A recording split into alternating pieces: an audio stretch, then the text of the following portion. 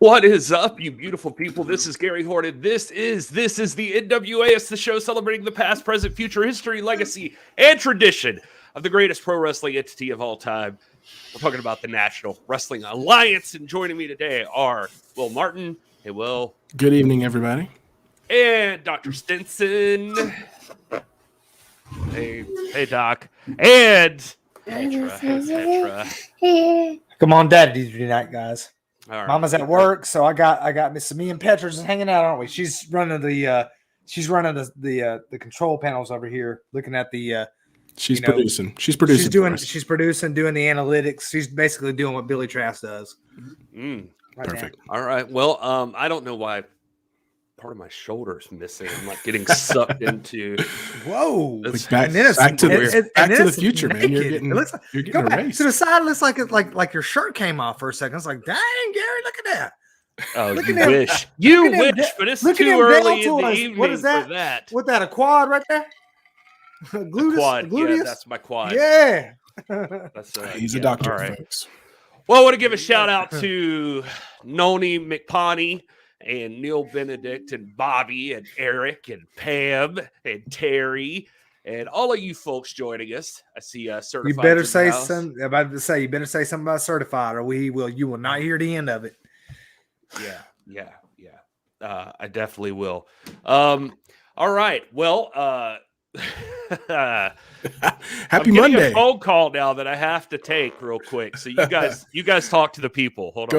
Go for it. Well, it is Monday, and we are here. Thanks to everyone who is joining on a rare Monday night. We've switched the show over to Monday, as I'm sure you guys here are well aware now.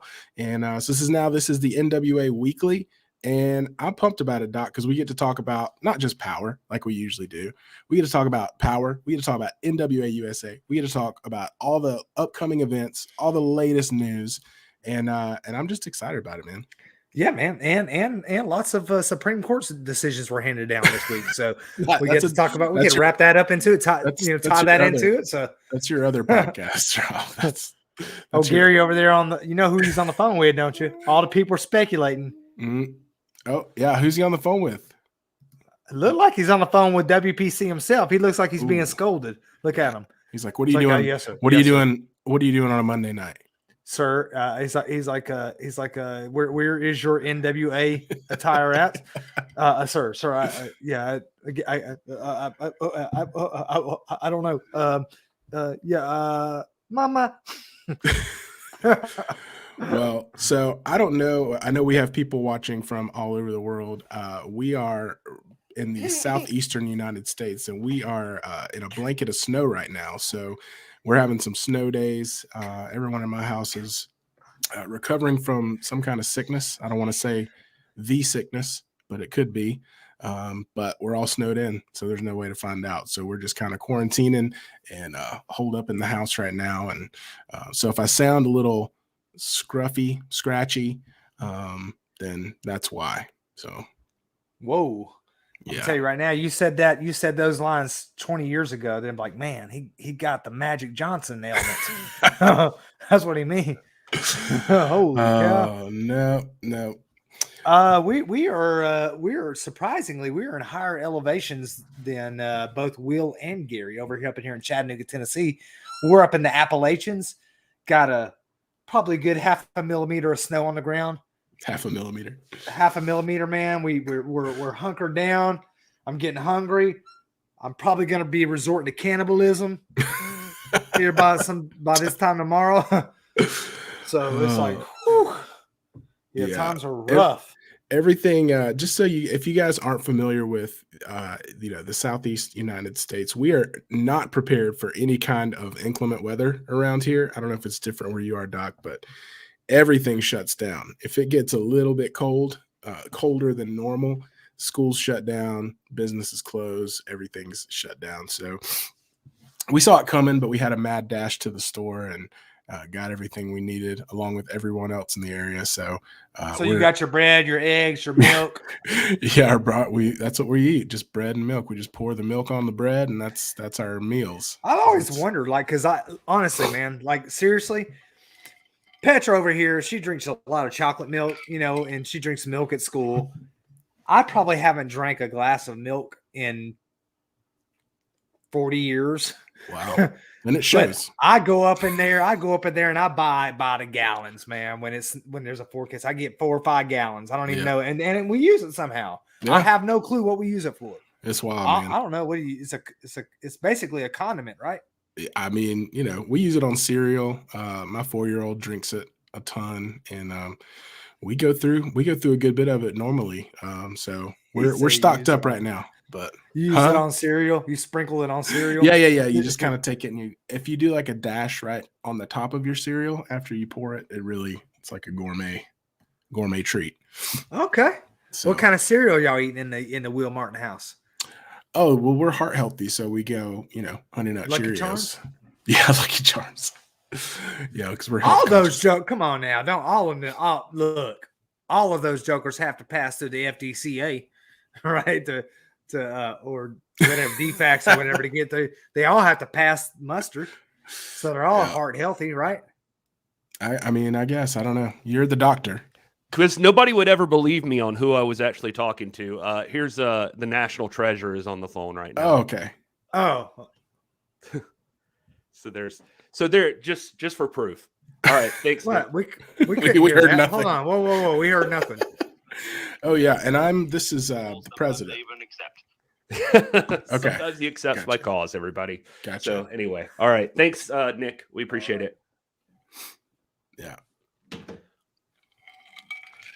You missed all the good conversation. Yeah, we missed all the good stuff. It was confidential. No, he was calling to say we were doing a great job on the post show. He didn't realize we were actually already on the air. He thought he was catching us just before, and it's Monday night. People, this is the new normal. People are having to get used to it. Yeah, he actually wanted me to just tell everybody in the NWA fam that he appreciates everybody that's showing all the support to NWA Powerrr coming back to YouTube and NWA USA. And Nick's feeling good. As you know, he just re-signed with the National Wrestling Alliance, and so he's got his eyes set back on the 10 pounds of gold, and he's, anyway, that's all. Nah, man, that's not nah. Because you was being scolded because you was like, yeah, understood. Won't happen again. It's called being respectful, Doc. That's what it's. I was just listening and paying attention to just being respectful. Okay. You have 2 ears and 1 mouth. So. That I don't know what that has to do with anything, but you never heard. Oh, Gary's not a dad. He doesn't know phrases like that. That's why you should listen twice as much as you speak. Should speak. Oh, pretty sure it's in the Bible.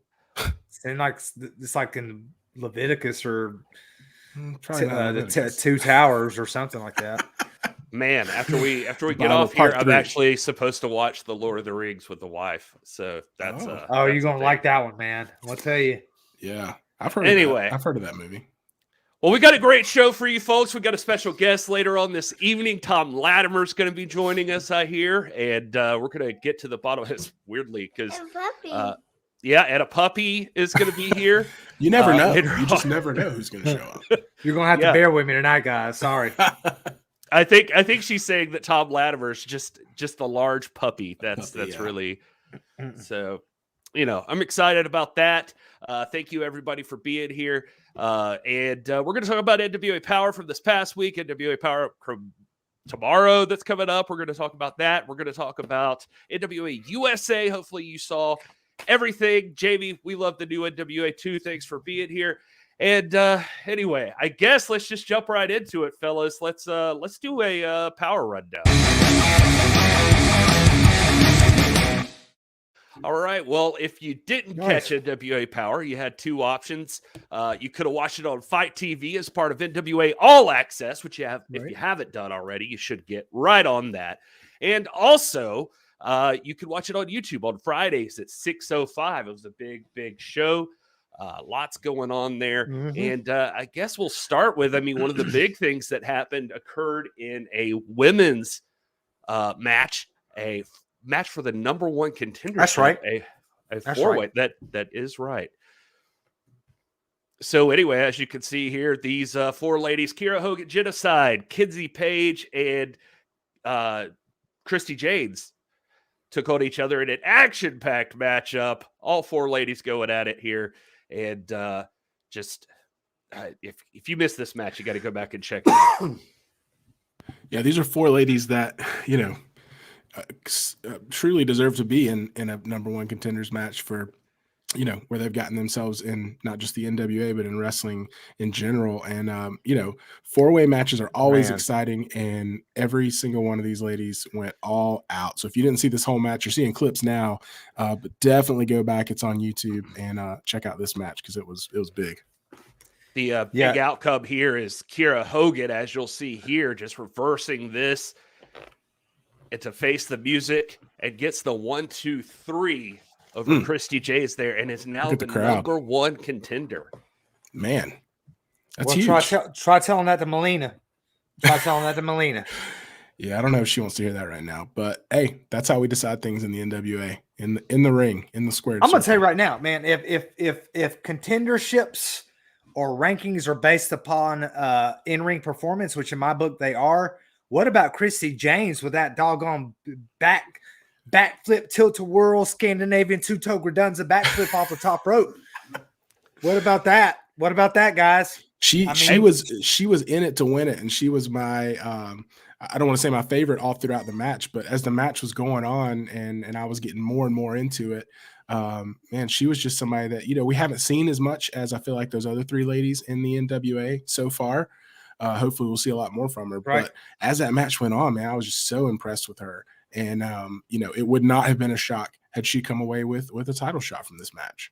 This was a good showing for her, man, because you're right. Absolutely right. You think genocide, every single one of us here in this room right now, including her, thinks that genocide is a future holder of the Burke. I think that's, like I've said a million times, it's a mathematical certainty. You just can't. I've ran the numbers. I've done the algorithm. It's just, I've ran the biometrics on her. She's going to win it at some point. We know about genocide. Kenzie Page, we all say she's the prodigy, right? Maybe when you look at prodigies right now in the business, you're talking about guys like Colby Carino. You're talking about Sky Blue. You're talking about PJ Hawks. You're talking about Kenzie Page, maybe the best of them all. And she's been in that ring with Camille a couple times. She's taken Camille to the limit. I'm telling you, woo! So we know about her, right? And then obviously we know about Kiera Hogan. Why? Because she's gotten these opportunities here recently to prove her worth. And I think we all can agree she's proven her worth. But the unknown factor here is Christy James, the second Brazilian woman in the NWA, second only to Mae Valentine, I have to say. She's come in and she's made her mark. And in that match with 3 of the top hottest women in the business, woo! I'm going to tell you right now, Christy James will be heard from. Mark my words. Yeah, I agree. Christy James is definitely a popular person you hear a lot about online, and people are excited she's in the NWA. This is just, a 4-way match. Anything could happen in a match like that. So this is not a step down for any one of these ladies, but Kiera Hogan proving exactly what somebody like Mickie James sees in her and is advancing on. She's going to be taking on Camille. We're going to hear more about that, I think, this week. That's going to be a big title match to look forward to. Speaking of titles, the tag team champs showed up on NWA Powerrr this week and faced off against the OGK. They had Homicide in their corner, but La Rebellion looking as mean as ever, and OGK also not intimidated, it seems. Please welcome the teams of OGK and La Rebellion, also joined by Homicide. Guys, I hear that there's a proposal for both teams to meet in a 6-man match. There will not be a proposal. You look in the future junior heavyweight champion. I got the best tag team in the world. There's not going to be no title versus title, so stop thinking about that. And guys, why are you here? Why are you here? Come on, you know why we're here. And don't make me have to introduce myself, because I know you know who I am, because he is I, and I am him, and I'm Matt Taven. But more importantly, we are the OGK, and we're here for one reason. We're here for what you have on your shoulder. I don't know anything about the 6-man tag challenge that you guys want to do. We can find a friend. We have plenty of those in the locker room, but more importantly, we have our eyes on those right there. It's just a matter of time before we collect those belts as well. Well, you know, he is I, and I am not even the worst catchphrase in the world, by the way. You know what's funny? The fact that you guys lost your jobs, and this is the first place you come looking to get some. Well, guess what? You want some, you're going to have to get to the end of the line, buddy. Because guess what? There is rules here in the NWA. This is not Ring of Honor where you guys do whatever the hell you want. The Kingdom. You got to get to the end of the line if you want some. What it wants, where it wants, just in Ring of Honor. The Kingdom does what it wants, where it wants, wherever the hell we want. You know what? Talk about getting the back of the line. You need to get the back of the line just to meet us. You're looking at the Kingdom. We wrestled the Briscoes, the Young Bucks. We've been to Japan, all over the world. You need a reminder. Matthew here, my friend here, might know who you are. I don't give a damn who you are. Homicide, smarten your boys up. Let them know. I don't care if it's for the titles. If you want to do this, hell, let's go to the locker room and I'll kick your ass. I'll do it anytime you guys want. Don't even do this. You want some? Let's do it. Let's do it right now. Why don't we do it right now, man? Why don't we do it? We can do it anytime. I mean, I don't want to get made in the middle of this, but I mean, there's nothing standing between us besides the air and opportunity. We can do this right now. What do you want to do? Shake your hands. Guys, I think this is enough. You know, this got heated really, really fast. So we'll see what happens next. Okay. Thank you so much. Whoa, hold on now. They talking real right now. That's real talk. That's real talk.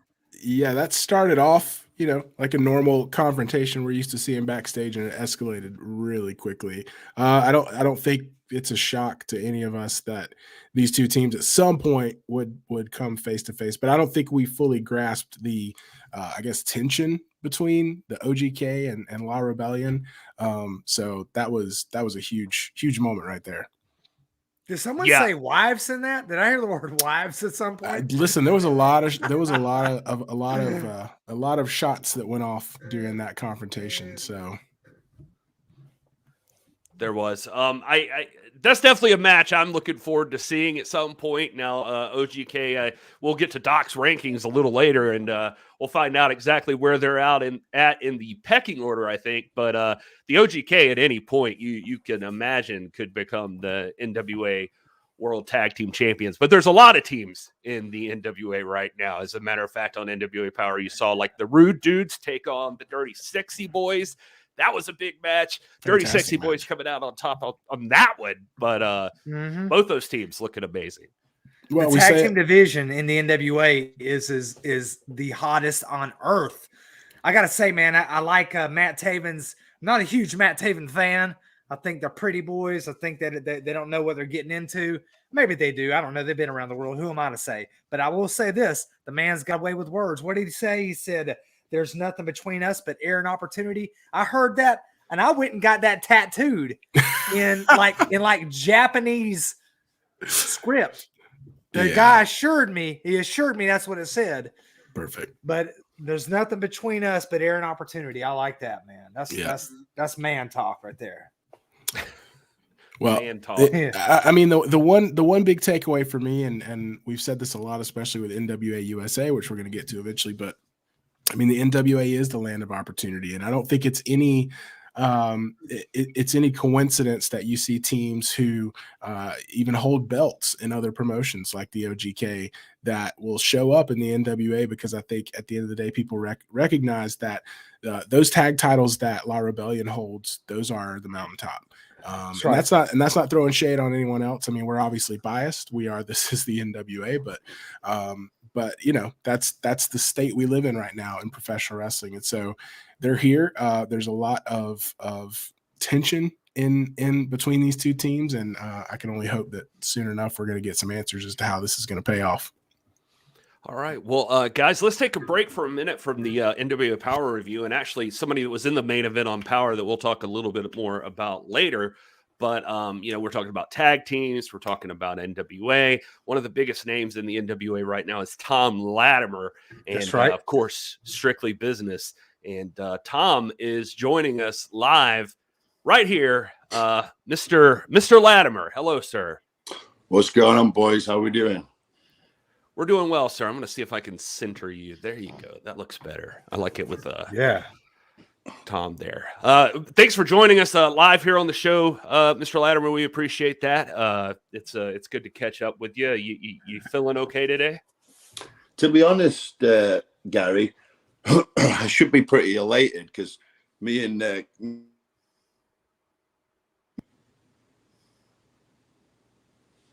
shit. There you go. Hey. Oh.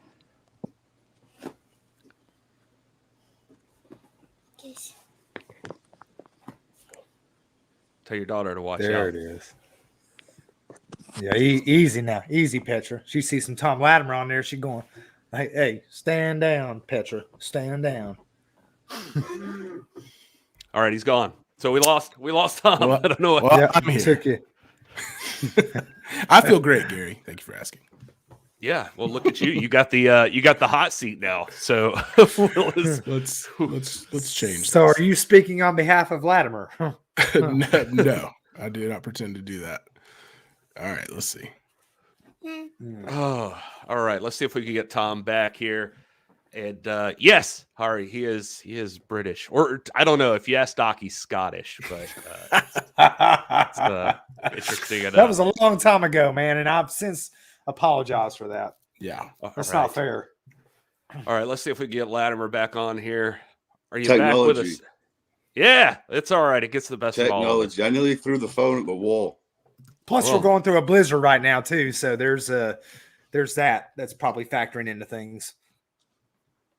Now, you were saying right before we got disconnected there, you should be elated, but I take it you're not.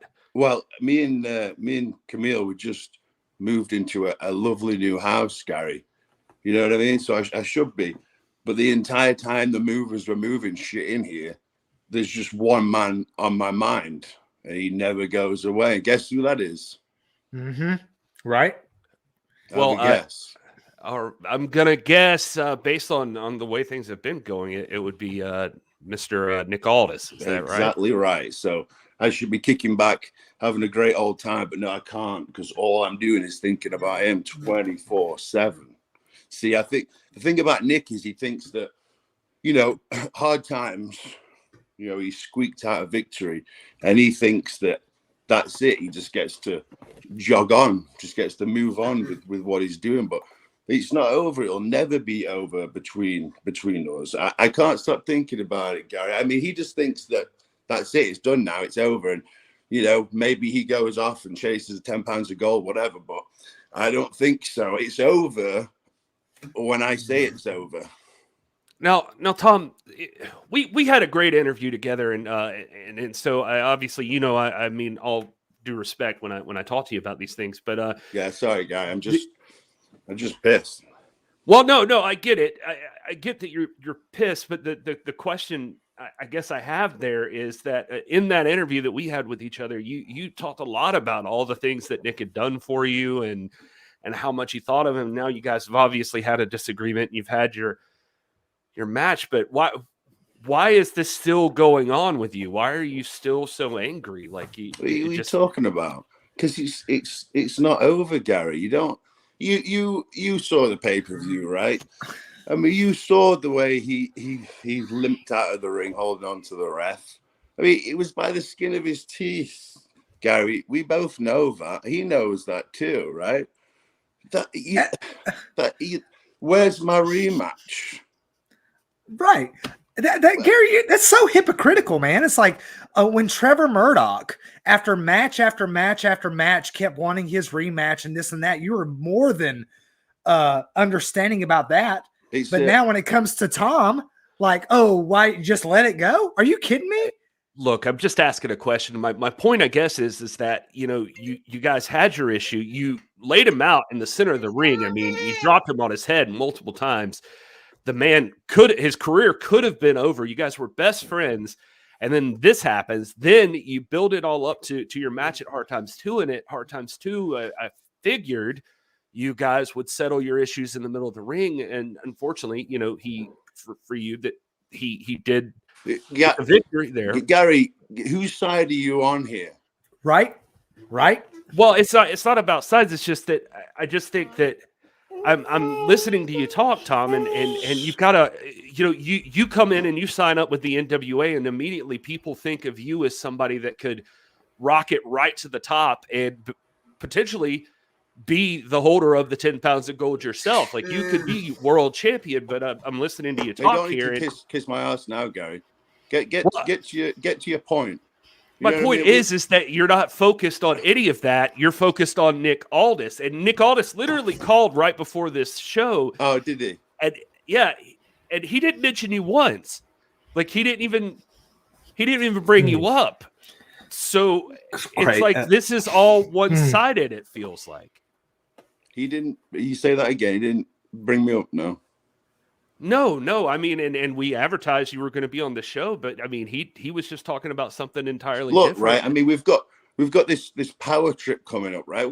Why hasn't someone gone? You know what? Tommy deserves another rematch against Nick. Why hasn't that match been made? Why hasn't that been booked? Why am I getting the short end of the stick, Gary? And what's your problem, huh? Well, you're obviously on Team Aldis' side, obviously. I mean, come on. Well, it's just there's the thing about obsession, Tom, and I mean this as you called me obsessed with Nick. I'm just saying it seems like you don't know when to quit. I don't know when to quit. Who do you think you're talking to, Gary? Huh? You're out of line, Gary. You're out of line. I come on here, I tell you my woes, and here you are taking the piss out of me. I don't mean it that way. Well, that's what it sounds like. That's exactly what you said. You're pushing me. Do you know what? While we're here, while we're on a public forum, how about we do this, right? Let's just cut to the chase. Forget talking to Billy. Let's just put out the challenge, right? Because I'm sick of this, and I'm sick of talking to you. I need to be in my house relaxing, not wasting my time talking to you. So no, this is what we'll do, right? So I'll challenge you, Nicholas Aldis, to an I Quit match in Kentucky at Power Trip. Okay, so if you're a man and you're big enough and you've got a big old set of balls, what you'll do is you'll accept the I Quit match. Because that's what I want. I want an I Quit match. You and me. It's made, baby.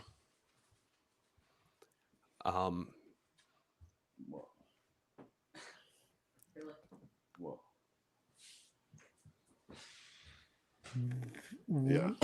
I gotta go, boys. See you. All right. Thanks, Tom. Well, I wasn't trying to push. I just was trying to ask. No. Heck no, Gary. Heck no. No, that's what you do. You push people's buttons into making them do things that they probably ought not to do. Well done.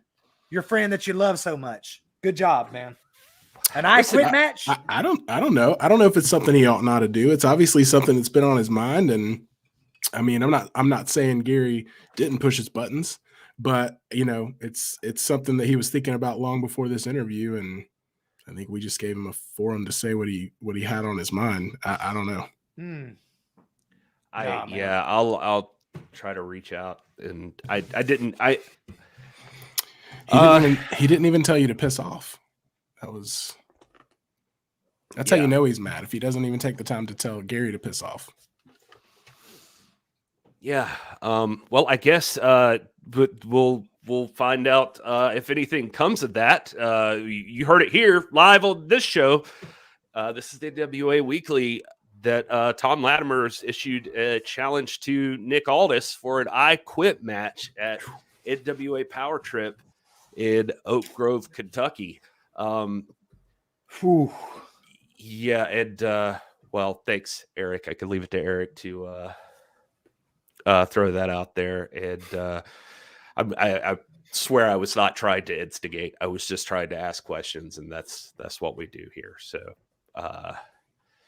anyway, I guess, guys, I gotta if you're not familiar with NWA Power Trip and what's coming up, I guess. Let me just show you that so you guys can be aware. And I need to collect myself for a second and make sure that nobody's kicking up.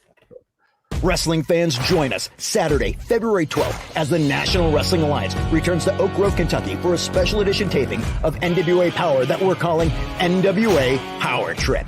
Scheduled to appear are NWA World's Heavyweight Champion Trevor Murdoch, NWA World's Women's Champion Camille, the National Treasure Nick Aldis, Tom Latimer, Smiley Kylie Ray, and many more. For tickets, visit NWATix.com. That's NWATIX.com.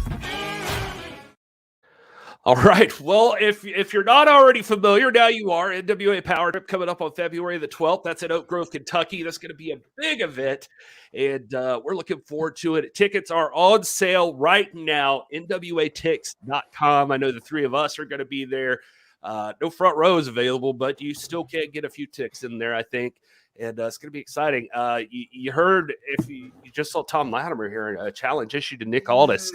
An I Quit match. No word yet on if that's for sure going to happen, but we can tell you what is going to happen, certainly.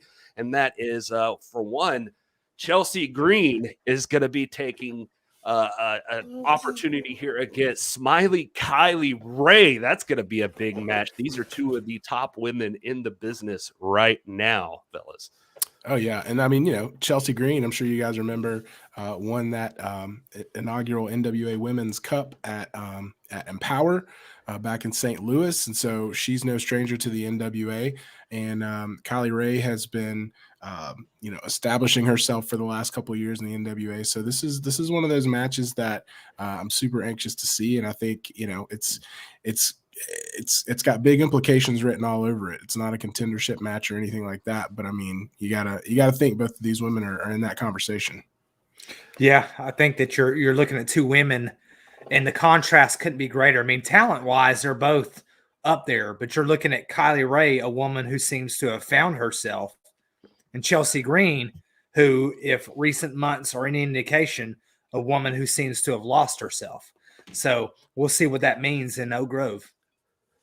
We certainly will. Another big thing going on in NWA right now that you can't argue with is Idolmania Sports Management in conjunction with Church's Money Enterprises. And those five men, I should say, four talented wrestlers under the leadership of Austin Idol are going to be in action at NWA Powerrr Trip as Tyrus, Black G's, Marshe Rocket, Jordan Clearwater, all go into the ring against Scion and his handpicked team of his arch rival, just as a friendly rival, I guess I should say, against Big Strong Mims and the Ill-Begottens, Rush Freeman and Alex Taylor. Now, this is going to be an interesting matchup. I mean, Idolmania has been running wild through the National Wrestling Alliance here, but what do you think about Scion and his team's chances?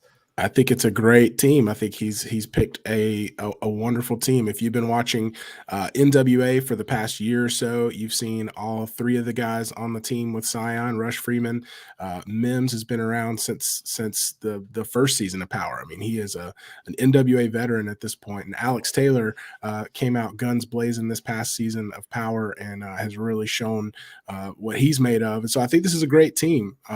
Now, are they going to gel as well as the team of Idolmania? I don't know. That's to be seen, but I think they've got a good shot.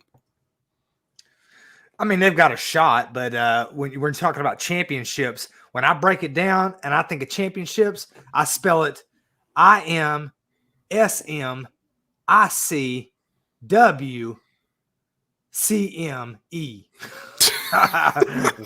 Which is nobody knows what you're talking about. Which is an acronym for Idolmania Sports Management in conjunction with Church's Money Enterprises. Okay. Spell that out. Whatever. Nailed I think it spells incapacitivism.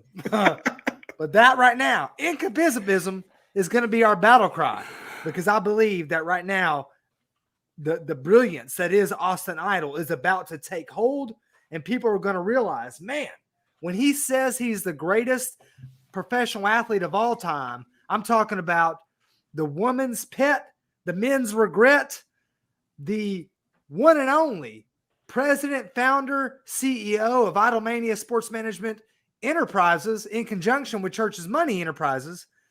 I think that Idolmania has hit the money, and we're going to see them make their mark, starting with the Ill-Begotten and Mims and Scion.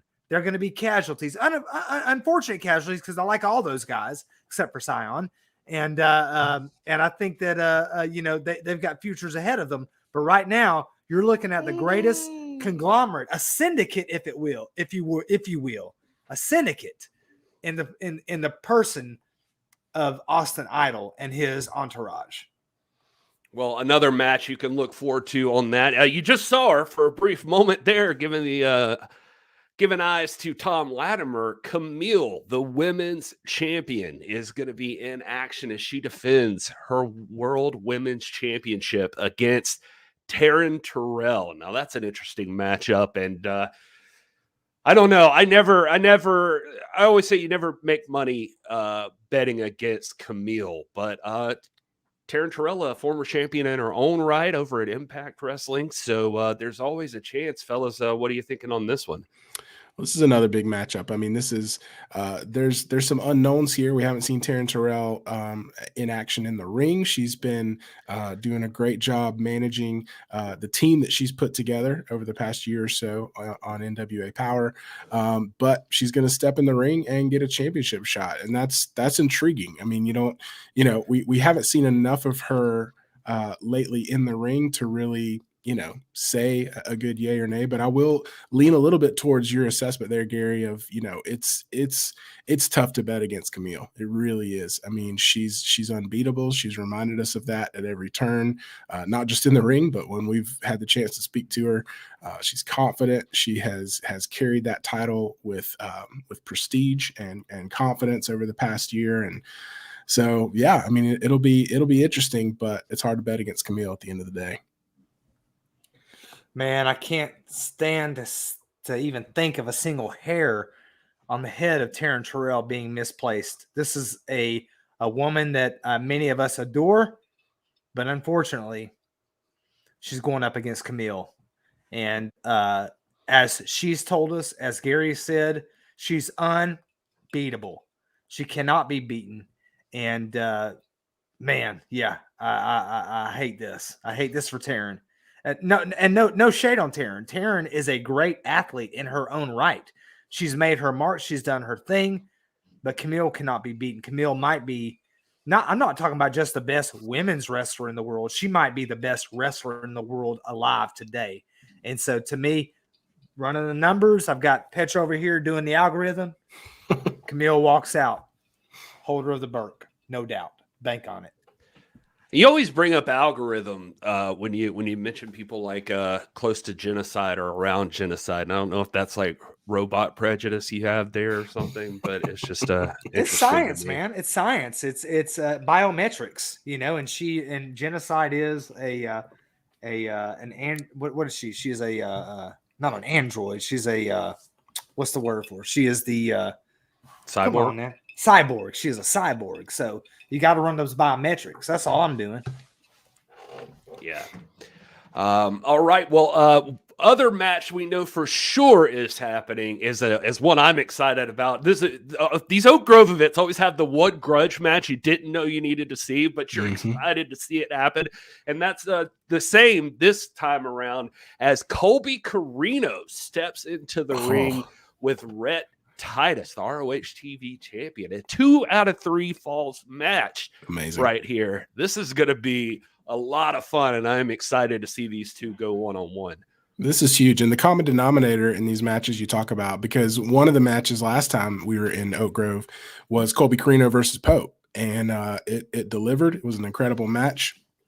I have no doubt this one's going to be just as good, and especially 2 out of 3 falls. I mean, these are two guys that they're gonna give it everything. Colby Carino has, in my opinion, no ceiling in the NWA. He has limitless potential, and he's doing everything he can, even aligning himself with the Fixers to, you know, make sure that his ascent to the top is unhindered. And you know, I think this will be another step in that journey. But Rhett Titus is not somebody to underestimate, as you mentioned. You know, he's a champion, and he's a guy that has earned his place. And so this will be a hard fought match. And I love 2 out of 3 falls matches because it's one of the ways to really know that the best competitor at that moment is the one that wins. You know, it's hard. You're hard pressed to get 2 fluke pinfalls or submissions in one single match. So we're going to see a definitive winner, and somebody's going to walk out of this with their head held high. That's a great point, Will. As a traditionalist, I love the 2 out of 3 fall scenario because that's the way it used to be, and for that very reason that you said, it's to set aside any doubt that the person who won this match ought to have won the match. There's no fluke. There's nothing. You can't. A fluke is a fluke because it happens by chance, by accident. You don't get 2 of them in one match. And so when it comes down to this, we're looking at Colby Carino and Rhett Titus, 2 different kind of athletes, a big guy, a little guy, an older guy, a veteran, a younger guy, a man who holds one of the most prestigious trophies in the world right now versus one that next to Kenzie Page might be the true great prodigy in the world of professional wrestling. We all know it. Colby Carino is going to ascend to the highest heights, the highest mountaintop. It's just a matter of when. Will it be at the expense of Rhett Titus? I don't know. I'm intrigued by this, but let me say, I got to say, at the end of the day, if I'm in there, I'm looking at experience versus hunger. I know how I feel when I'm hungry. And people will do anything when they're hungry. And so my money is on Colby Carino. Well, excellent analysis from both of you fellas. And I'm excited, too. This is going to be a big deal. I'm interested to see what goes down when Colby Carino takes on Rhett Titus. And I'm interested to see, we know William Patrick Corgan's always watching, the ever-present eye of Pat Kenny and Corgan and Billy Trask, the office of the National Wrestling Alliance. We may be getting a Tom Latimer and Nick Aldis match here in the near future if Tom Latimer has his way. So we'll see if Conspiracy Corgan sides with Latimer for once, Doc. And no. If Corgan grants this, it will be Tom Latimer falling into the best laid plans of Conspiracy Corgan. That's exactly what he wants. We do not want to see an I Quit match. That is not good for anybody. It's not good for this company. It ends in blood, destruction, injuries. And I think that Tom Latimer is speaking in anger, and he needs someone. He really needed you, Gary, at this moment. That's what he needed, a friend to talk him down. And you weren't there. I was trying to be there for what was I doing? I was telling him that he should let the obsession with Nick Aldis go. That's exactly what I was doing. Why? Why should he let it go? For this very reason that we're talking about right now, dude. The exact reason that he's going to step into something like this. Man, I hate when people call me dude. I hate that, man. I freaking hate that. But secondly, you weren't there trying to call Trevor Murdoch off when he was chasing down Nick Aldis. You weren't calling him off. So why should you call Tom off? Tom needs to settle this with Nick Aldis, but in the right way.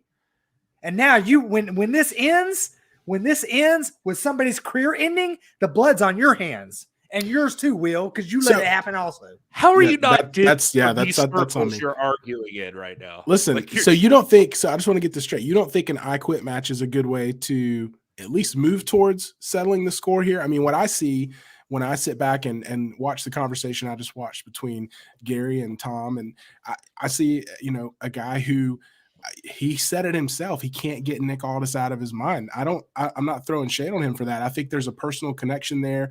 And I think he does have a point that you don't just have one match and you're one and done and you resolve it. And Nick's obviously moved on to other things, but I can understand how Tom hasn't moved on. But how is an I Quit match not a good way to at least move towards some kind of resolution? Because now we're no longer wrestling. Now we're hurting people. Now we're getting in there and we're going to end careers. That's what I'm talking about. This is the guy that dropped Nick on his head 3 times on a steel chair. This is right up his alley. Yeah, there's an argument there. There's an argument. You're putting your little spin on it. But I'm going to tell you right now, when it comes down to a match, under gentlemen's rules. Where are the gentlemen's rules in an I Quit match? Where are the gentlemen's rules? I don't think this is a gentleman's feud. No, you're right. It's not. It's no longer a gentleman's feud. We had a gentleman's rules match, and it ended, and Nick won, and that was clearly not enough to give closure to under Tom. inauspicious circumstances. Okay.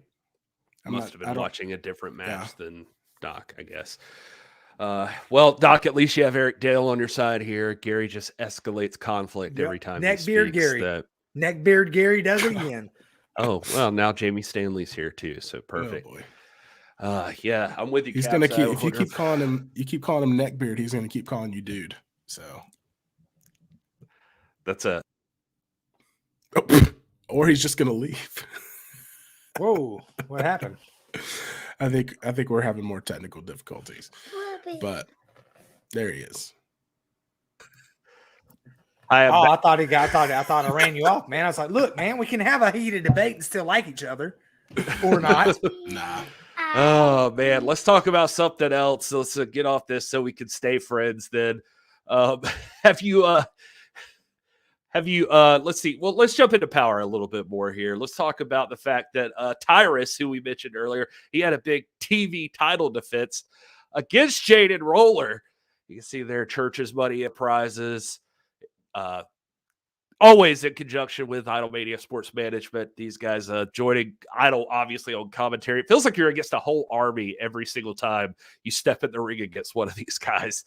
And but Tyrus more than willing to put his TV title on the line. This is defense number 4 for him. And Jaden Roller, he give him credit where it's due. He put up a bit of a fight here against Tyrus. He was scrappy. He was scrappy, and he doesn't look. I mean, he looks a little intimidated, but he's not backing down. He's going for it, and it's just Tyrus is he's undefeated in the NWA. But as you can see here, Jade was able to mount a little bit of offense there and get Tyrus off his feet. Tyrus is hard man to keep down. Yeah.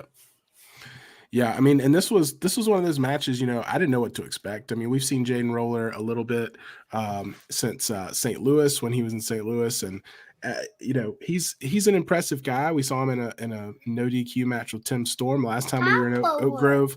And so, I don't want to say he's not a worthy opponent by any means, but I mean, this is Tyrus we're talking about. This is the Manster.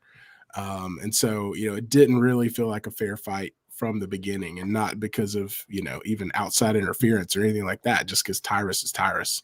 And so you see it there. I mean, that's, he comes out on top and doesn't, even use the whole time limit to do it. So it was a good TV title match, but I don't think anyone was surprised with the outcome. Now, you had 3 minutes and 12 seconds remaining on this and a 6:05 time limit, so it took half the time to beat a quality opponent. I'm going to tell you right now, that heart punch, it looks like it goes straight through what they used to call the solar plexus, right back to the spinal column. It's a devastating move. It's full of power, and Tyrus is one of the most powerful men in the business. And it's exactly what Austin Idol says. He says, you had the 4 horsemen. I've got my 4 thoroughbreds, and I'm talking about Black G's, now Marche Rocket, Jordan Clearwater, and Tyrus, one of the most powerful conglomerates. I like to call them a syndicate right now in professional wrestling. But I can't blame Roller for being a little off his game. He's been cheated by the NWA. He was cheated by Tim Storm in Oak Grove, Kentucky. And so he was a little unsettled going into this. It wasn't going to happen. He wasn't going to win this match. We knew he wasn't going to win this match. Isn't it right, Petra? We knew he wasn't going to, because he knows that the deck is stacked against him. And I'm going to tell you right now, even if the other 3 thoroughbreds hadn't come to the ring, the deck still would have been stacked against him with Tyrus and that heart punch. It's just too devastating.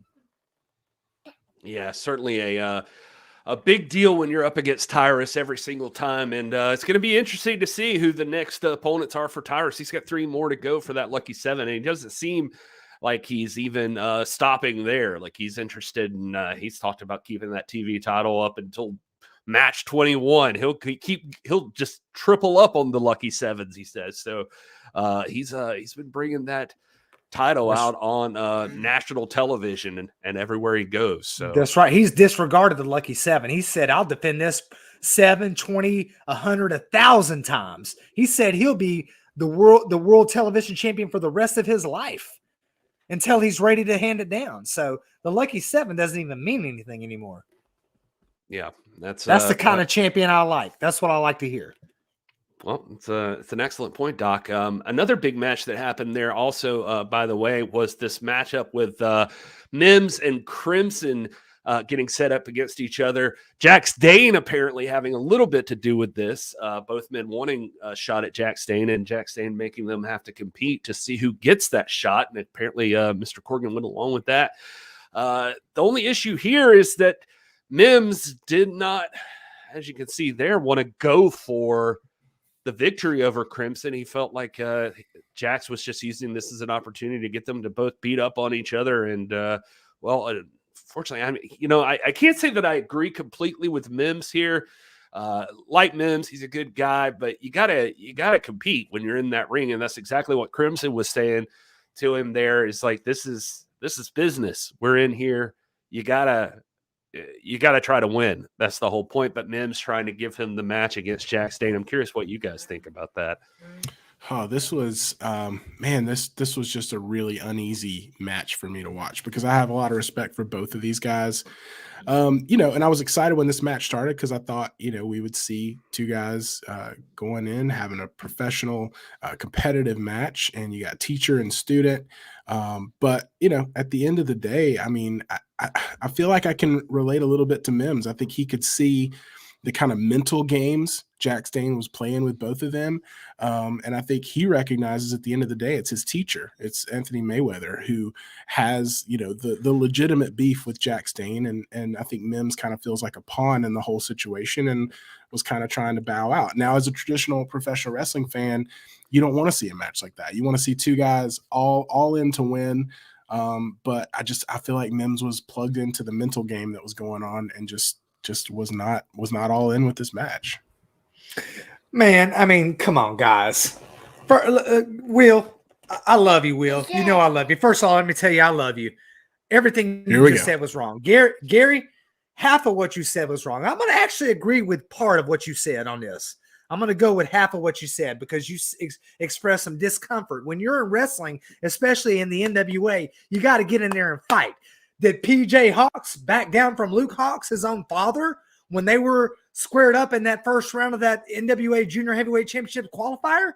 So why shouldn't Mims fight Crimson? Why shouldn't he? And I'm going to take issue with you now and with Kyle Davis talking about, what did he say? He said, you're going to soften up your opponent before, you got to make these two guys fight each other before they wrestle you.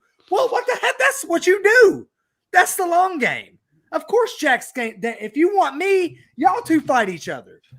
What's wrong with that? That is gentlemen's rules. That is how it's done in this man-eat-man industry that's called professional wrestling. Those two guys have to fight it out, spill blood, sweat, and tears to earn the right to wrestle the former world's heavyweight champion, Jax Dane. And then the winner of that gets to get that shot. But Mims, no, you do not have the right. You do not have the right to go in there and lay down or throw Crimson in and just duck out of the way. I want to know this, Mims. I got to know this. Is it that you didn't want to fight your teacher, or is it just that maybe you're just afraid? Are you afraid of your teacher? Maybe you don't think you can take them. Because I'll tell you right now, PJ Hawks did not cower from his dad like you did from Crimson. PJ Hawks and Luke Hawks did not have an outside force that was manipulating them into fighting. That was luck of the draw, or you probably say it was conspiracy Corgan, but they didn't see it that way. I think that's my point, is that I think Mims had a hard time wrapping his head around what was going on. And once he got in the ring with Anthony Mayweather, realized we're in here beating each other up and we've got a common enemy. Why don't you just go take care of business? So I agree with you in the sense that when it comes to wrestling, two guys should get in the ring. One guy should come out the victor after both of them give 100%. But I think there was just more at play here. And that's what made it, just uneasy for me to watch, because I could understand both sides of the story. Okay, maybe. But if there's more at play, then that's shame on them for letting there be more at play. In professional wrestling, it's about championships. And right now, I know this. I know Jack Stain still has that title match in his back pocket from the Conspiracy series. And that's got to be a factor in all this. But tell him, Petra, if I'm Mims right now, I'm going to make my mark against any and all people. I don't care if it's my teacher, my brother, my daughter, or my own doggone father. Right now, just like PJ Hawks did, I'm going to try my best to make my mark and do what I got to do to get in that ring, which is what I'm paid to do, and win the match. Thank you, Petra. I can't tell if she's agreeing with you or not. I thought she said no. Oh, she agreeing. You're agreeing, aren't you? Yeah, that's what I'm talking about. Yeah. I'm sure she sides with Peppa Pig wherever he lands. So what do I know? Yeah. I don't know anything about Peppa. Finally on Powerrr, to wrap up the NWA Powerrr portion of everything. I mean, the big thing that happened this week was Matt Cardona making his in-ring debut there and teaming up with his buddy Mike Knox. And these two had their work cut out for them. First time Matt Cardona stepping into the NWA studio and an actual match. And of course, he drew Strictly Business, Tom Latimer and Chris Adonis, and the team of Trevor Murdoch and Tim Storm. You want to talk about a big match to have your first time in. I mean, it doesn't get bigger than four of the biggest names in the National Wrestling Alliance for these guys. And what a match it was. As you can see there, just a lot of beef in the ring for this one, and a huge main event. Yeah, it was huge. I mean, it was one of those scenarios you looked at. I saw the card before this match aired, and I was like, man, they're just putting everybody in the ring together, it seems. And I didn't know how it was going to turn out, but man, this was a competitive match. You could feel the tension between all of these teams. You know, as you see here, I mean, a lot of the match was Cardona and Mike Knox in there with Tim Storm and Trevor Murdoch, but then you did see Strictly Business get involved a little bit. But I get the feel, and what I saw in this match was, you know, most of the frustration and the tension here was between the team of Tim Storm, Trevor Murdoch, and Matt Cardona and Mike Knox. And this was the first chance they really had to go against each other in the ring. And I don't think it's the last time, obviously, but man, as you can see here, I mean, it was just, there was a lot going on, ton of action. It was a great main event. And Matt Cardona able to pick up the victory there over Tim Storm, former world's heavyweight champion. So a big first match for him, Doc. Big first match, man. It's a great match. I agree with Will here. We align again to see Matt Cardona come in, a man who respects the history and tradition of the NWA, coming in and getting and appropriately getting the pinfall over a former NWA World Champion, Tim Storm. I love it. I think the sky is the limit for Matt Cardona. Mike Knox, you know, I wasn't completely on board with the way he came in, but how he's kind of rallied behind Matt Cardona, how they've sort of formed a bond in support of building up and bolstering this great company. I like them. I'm a fan. A lot of people. I'm just going to keep my thoughts to myself about all that because we've argued enough on this show. But yes, it was a great match. You saw some fun merch there from Matt Cardona. He had the MWA stuff. You can get that on his Pro Wrestling Tee store. Speaking of Pro Wrestling Tee store, you can go to our Pro Wrestling Tee store, prowrestlingtees.com/NWA, and pick up some great NWA merch right now and show some respect for history, legacy, and tradition. Get you that cool retro NWA or National Wrestling Alliance shirt there, or support the world's champion, Trevor Murdoch, or maybe the tag team champions, La Rebellion, and many, many more, even the women's champion there, the Burke is Brick House. It's a solid shirt you can pick up there, all over at prowrestlingtees.com/NWA. So many great shirts. And there's the traditional NWA shirts that you see all of us wearing with just the logo on it. The History, Legacy, Tradition shirt is on there, which is one of my favorites. So definitely go check that out. One? Yeah, that one right there. There it is. Yeah, they got great merch, man. I've got everything.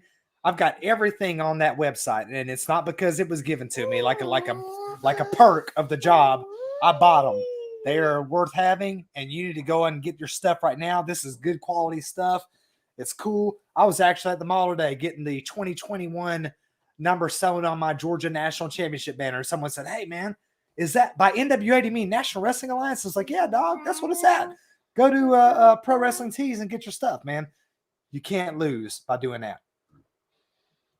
Let's go into we could cover NWA USA. That's going to be a big thing, but let's make it all part of I guess, because I see a lot of people want to talk about some of the other stuff going on in the world of wrestling, so we can jump into there. And as we round this podcast off, headed into the top of the hour, let's I just called it a podcast. Might as well be, right? But anyway, let's get you in the loop.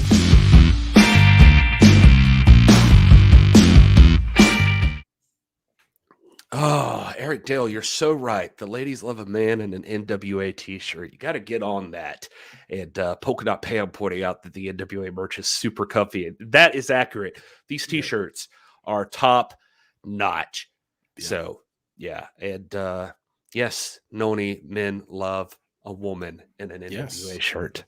Yes. I only talk to women in NWA attire myself, but that's also why I'm very lonely. I have bought half a wardrobe of NWA shirts for my wife. No. You're lonely, Gary? No, I'm just kidding. I'm fine. I'm okay. Happy. Hold on. Do you want to talk about it? You were talking you all this. Over? I'm about to call Jen. I'm calling Jennifer. Oh, I'm fine. I'm fine. Give him a hug. Yeah. I was just hoping you'd give me a hug, Doc. That's all. We're snowed in. He's feeling cabin fever. He told me 2 days ago he was snowed in. I was like, "You a lie? You in South Carolina?" He didn't a lie. He didn't believe me till I came on here and told him that we were in fact snowed in here. So he didn't believe it. Yeah, man. Well, that's because we used to talk, man. Me and Gary used to talk, but we don't really talk anymore. You just said we talked. You just return my talked about us. He don't return my texts. I used to call this joker every day, every morning going into work. Hey, look, baby, I'm trying to work here. She just wants you to shut that mouth, like most of us. Anyway, all right. So a big thing is about the Royal Rumble. Yes, Mickie James is going to be in the Royal Rumble. Supposedly, the rumor. Yeah, word on the street is that also we might see Melina and Chris Adonis, the national champion, at the Royal Rumble. So this is you want to talk about that forbidden door? Wow, yeah, it's wide open now. That's pretty interesting. I'm excited to see what happens. But I know just Mickie James alone has gotten me interested in making sure I catch the Royal Rumble over on Peacock. So sure, yeah. All right. Well, great. Man, yeah, that's like Peacock. No, it's huge. I mean, I'll be honest with you, man. I don't love conversations about the forbidden doors and stuff like that. And I think us as NWA fans, I don't think we've ever really believed in the concept of a forbidden door. But it is open for everything. And it always has been, as long as I've been a fan. So, this is nothing new for me. It's just nice to see other promotions embracing that same mentality. And it'll be good. It'll be good for the entire sport. Yeah, I mean that we since we've been at this, the three of us together for the last 2 years now, going on This Is Pro Wrestling and This Is the NWA and whatever. We've talked about the different promotions and the forbidden door and this and that, but we've never been down on anybody because it's like Gary just said a minute ago. The NWA encapsulates everything. It's the meta promotion, and it's not surprising to me. And it won't be surprising to me to see NWA talent venture into the Royal Rumble. Triple H has the highest respect for the NWA. That original 10 pounds of gold that Harley Race and Ric Flair wore is hanging up in his office right now as we speak. It's just, it is what it is, man. It's like, girl, you better sit down. You're about to fall and crack that cranium.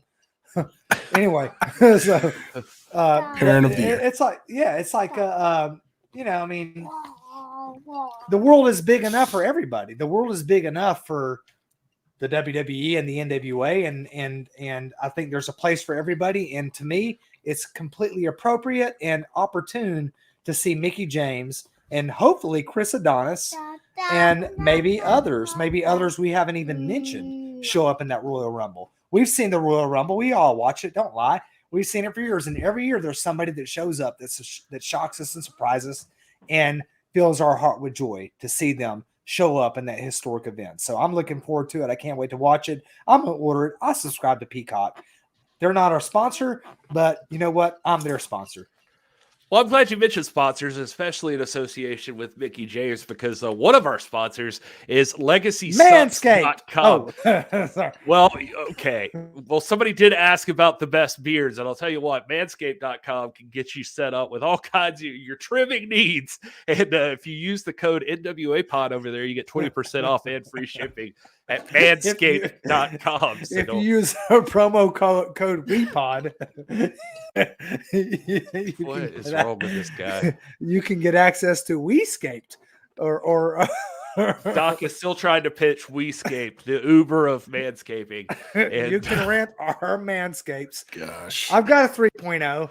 I guess Will's got a 4.0. No, I've got a 3. You got the 4. Gary's got the 5. So at some point, I'm going to get Gary's 5.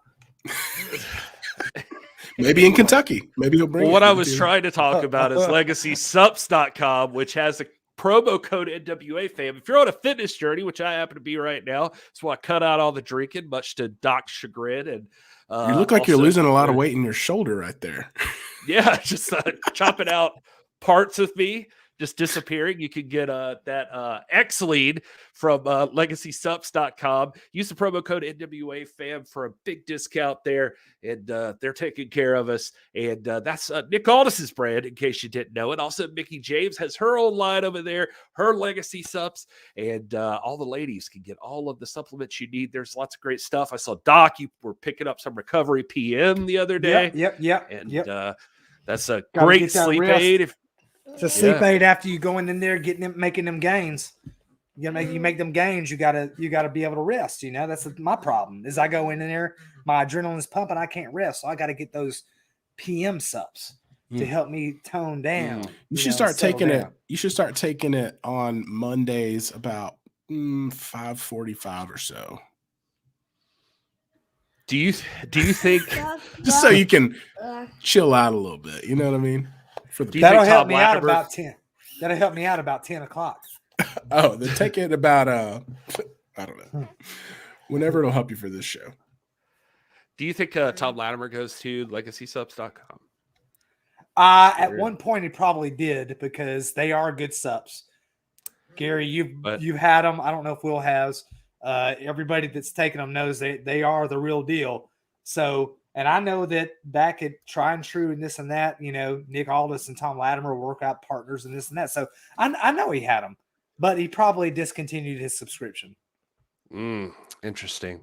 Well, the other day earlier we were talking about NWA World Champions, former champions, and also I mentioned NWA USA. There was a big debut on NWA USA this week. If you missed it, a former world's heavyweight champion showed up. That's right. You want to, if you missed that, well, here's a clip of that.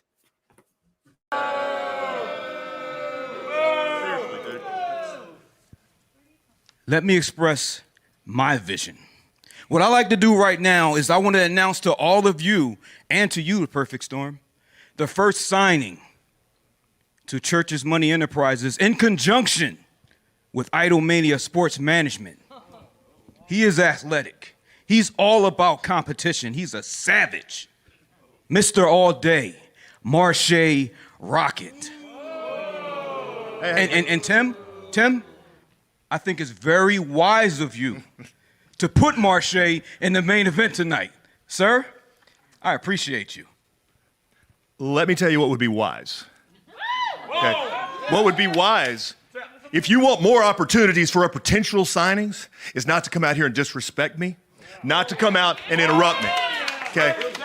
Really, because that's the way it's going to work, okay? You can sign all the guys that you want, but you're going to be respectful, because this is a new show and we're going to do it a different way. Whoa! It's Raven! Sorry to interrupt, but What? we're joined by Raven apparently. How did you get this job here? No one is more qualified for it than me. Who knows more about wrestling than Raven? What about me? What about Raven? You're a buffoon. You don't know what you're doing. You have no business being behind the wheels of this classic automobile that the NWA is. Listen, first off, I have nothing but respect for you and what you've did. No, but here's the thing. If you want to talk about this job, we can do that. Now's not the time or the place to do that. I think it's the time, OG. I like how you think. Maybe you and I need to discuss some things about the future. What do you think? We can talk. So, very interesting. Raven in the NWA, showing up on NWA USA, looking for a managerial position over at NWA USA that is currently occupied by Tim Storm. I got to know what you guys think about that.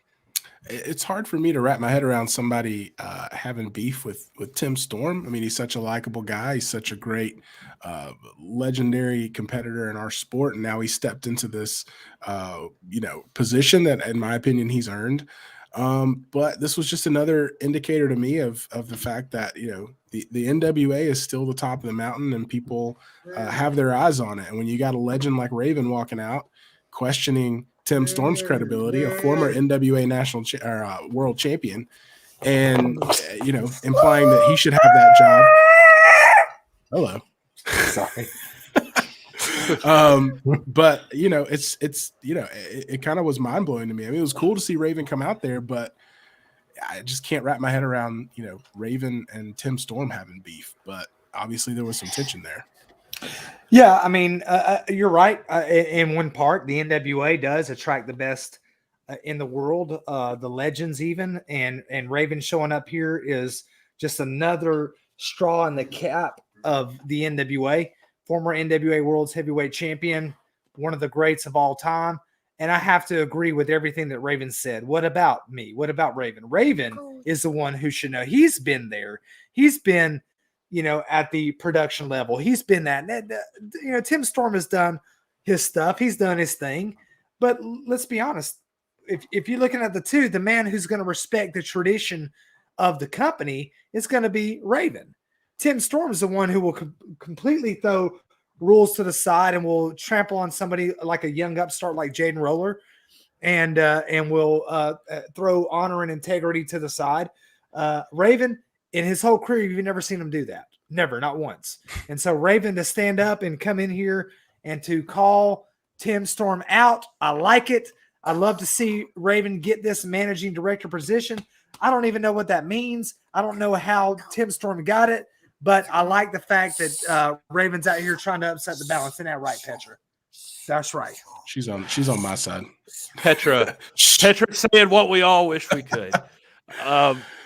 No, it's a tough conversation, Doc, because I just like Tim Storm said, I got nothing but respect for Raven. Where I'm coming from is, as a fan of the NWA for the past 3 years, Tim Storm has been here. He's been involved with the company. He has been in ring, out of ring, on commentary, and I think this position is well earned. So I don't think Tim Storm having this position is throwing shade on anyone like Raven or anyone who's not in that position. I think it's a reward for his credibility and his the work that he's done in the National Wrestling Alliance in the Lightning One era. And so, I understand the conversation, but at the same time, Raven, if that's where you want to be, you got to prove yourself. Not in the whole scope of professional wrestling. He's already proved himself there, but in the NWA, the current NWA, you don't just walk in and become a managing director. That's for someone like Tim Storm who's been here.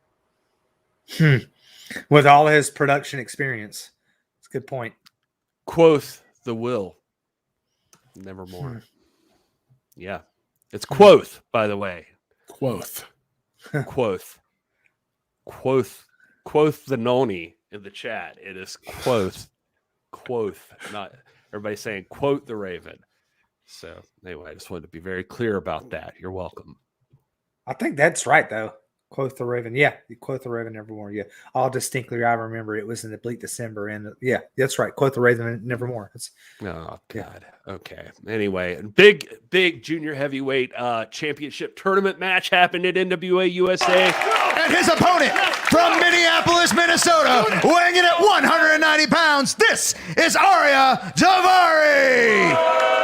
Really, you should thank Danny Hodge. And if you don't really have familiar with him, do your homework and Google him, and you're going to see an amazing story. Flying Black Tiger 4, a.k.a. Rocky Romero. There we go, Tiger Mask. Tiger Mask for sure. Ultimo Dragon. Jushin Thunder Liger. The list really goes on. It's a championship that was start. Big boot went for the clothesline. Blue Thunder Bomb. Come on. You sure that was dirty? Hammerlock DDT. Spade's in trouble. He needs to try to move out of. No. Oh my God. The magic. You remember that, Big Joe? Of course I do. I've seen you get.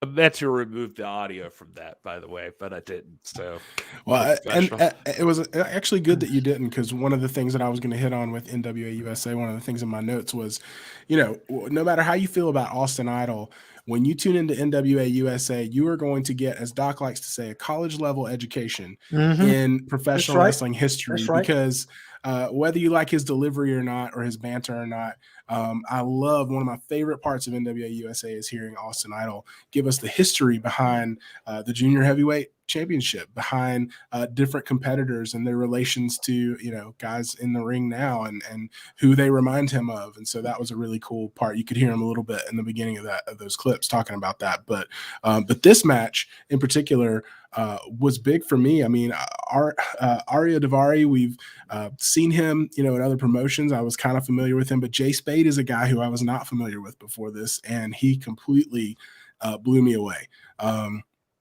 Just seeing his, he was fantastic. His athleticism, his ring awareness, everything you want to see in a professional athlete, a professional wrestler. He had it. And, it's a common story in the NWA because they come up against guys who maybe are a little more experienced, have had a little more exposure in the ring, and so they come out on the losing end of a match like this. But Jay Spade is a guy to look out for, because if you didn't see it in this match, go back and watch it. He's got it, and this is a name that I think this will be the first time we've mentioned Jay Spade on this show. It won't be the last. You can mark my words on that. absolutely. Jay Spade was fantastic, and I'm not surprised about that, because if he wasn't, he wouldn't be in the NWA. The NWA brings the best and the brightest at all levels, and Jay Spade is one of those. But we're talking about Arya Davari, maybe arguably the best junior heavyweight in the world today. You guys saw my activity on social media, people talking about the foreign object with the magic carpet and this and that. Whatever. That's besides the point. Arya Davari landed that magic carpet ride, and to me, again, another mathematical equation. This was predetermined. He won this match, and he may go all the way and find his way in that World Junior Heavyweight Championship final. I have to agree with you, Will. I love the fact that Austin Idol gives us history lessons week after week. That's what the NWA is about, history. We learned about the great Ken Fenelon last week. Then we learned about Danny Hodge. Went to the University of Oklahoma, went 46-0, undefeated in his career, won a silver medal in the 1956 Olympics, the only amateur wrestler ever to appear on the cover of Sports Illustrated. I have a copy of that very issue, autographed by Danny Hodge, by the way. And some would say he's the greatest junior heavyweight champion of all time. And I love the fact that Austin Idol, even when he doesn't have a stake in it, wants to inform the public and let us know what our history is that we've inherited here in the NWA. Fantastic match, fantastic history lesson all around. Kudos to Jay Spade. Kudos, obviously, to Arya Davari. And kudos to the great Austin Idol. Lots of kudos going around. And I'm going to go get me a kudos here in a minute. Well, thank you, Olive Mule, for the kudos yourself there. Just trying to get us a new sponsor. Trying to get us a new sponsor. Gave it a thumbs up, and Noni agreeing. You guys, thank you so much for that. Yeah, and if you would hit that like button, let the NWA know you like shows like this, just so we can come hang out with the hashtag NWA fam and just chat it up a little bit. This is a lot of fun for us, and we like talking about the shows and what's going on. Speaking of that junior heavyweight championship, though, as of that matchup with Arya Davari advancing in the tournament, we now know this is what the brackets look like. We've got in the next round, you already know you're going to get to see Austin Aries and Luke Hawx go one-on-one. That's going to be pretty incredible. One of those guys is advancing. That's a big time match right there, Gary. It is. It is. One of those guys is advancing to the finals. We know Homicide's already in the finals. He got that big win at Hard Times 2 that put him right up in the final matchup. But yeah, Austin Aries, Luke Hawx, only one man can go. So that's going to be interesting. There was lots of predictions for both of those guys making it all the way to the championship. So it's going to be interesting to see in the semifinal round here which one of them actually advances further. Colby Corino, we saw last week, advanced, and he's going to be taking on the winner of Kerry Morton and Jamie Stanley when that match happens. And of course, Arya Davari advanced, and he'll be taking on the winner of Darius Lockhart and Sal Renaro, which I believe we will be seeing this coming week on NWA USA. So Darius Lockhart making his in-ring debut at NWA USA. That's going to be pretty incredible. Yeah, I'm already amped about Austin Aries versus Luke Hawx. I think that is a marquee matchup that we, as you said, already know is going to happen. We don't know exactly when, but we know it's coming. And then, the two matchups that are still forthcoming in this first round with Kerry Morton and Jamie Stanley, that's going to be one to look out for. Darius Lockhart and Sal Renaro. Anxious to see Darius Lockhart get in the ring and see what he's got. We've heard him on the mic a couple of times as a promising, talented competitor. So it'll be fun to see him. Any changes in prediction? Or go ahead, Doc. Oh, no. I, to answer your question, I anticipated your question. You got Kerry Morton and Jamie Stanley, America's Jawline, against Kerry Morton, a guy who really, really impressed us in that gauntlet match there at Hard Times 2. I got to say, Jamie Stanley probably has the edge when it comes to experience. Kerry Morton's got a lot of promise. Kind of a little, I see a little naivety in him that's got to be beaten out of him. I've even seen that in his father's eyes, talking to him and all that. Like, hey, you gotta quit looking at the world through primrose glasses. This is a brutal industry, and to get to that next level, you're gonna have to have a bit of brutality. And I think Kerry Morton's got a wake up call when it comes to Jamie Stanley. Jamie Stanley advances. Then you look at Darius Lockhart and Sal Renaro. Man, both of these guys are deserving. Sal Renaro has been here since the beginning. Darius Lockhart, with all that talent, potential, and ability, I just think that Sal Renaro is so distracted right now. I think he's paranoid. Yeah. I think he's got other things on his mind. So I think at the end of the day, you're going to have Arya Davari against Darius Lockhart. You're going to have Colby Corino against Jamie Stanley, America's Jawline. And you're going to have Austin Aries against Luke Hawx to contend with each other to get into that final four-way match for the NWA World's Junior Heavyweight Championship. Yep. All right. Well, the other big match that happened on NWA USA was that big, you're used to seeing the junior heavyweights. We went straight into a hoss fight mode as far as NWA USA goes, and that was something we're not used to. Crimson and Marche Rocket took on each other, and that was a big fight there. Very interesting because, of course, there's Tom Latimer again and Chris Adonis making their way to ringside. And not sure where Chris Adonis got his towel poncho that he's wearing. Got it from Mike Tyson. Got it from Iron Mike Tyson. That's what he told me.